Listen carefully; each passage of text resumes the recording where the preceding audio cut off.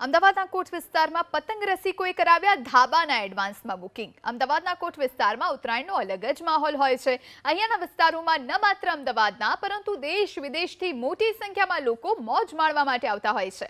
ત્યારે આ વખતે પણ કોટ વિસ્તારમાં ઉત્તરાયણ પર્વ પર ધૂમ નક્કી છે, કેમ કે અત્યારથી જ એડવાન્સ બુકિંગ શરૂ થઈ ચૂક્યા છે। જો કે આ વર્ષે એક દિવસ માટે ધાબાનું ભાડું 25,000 થી 75,000 રૂપિયાનું છે, જે અગાઉના વર્ષ કરતાં 25% વધારે છે। દર વખતે અહીંયા પર ટેરેસ ભાડા નક્કી થતા હતા।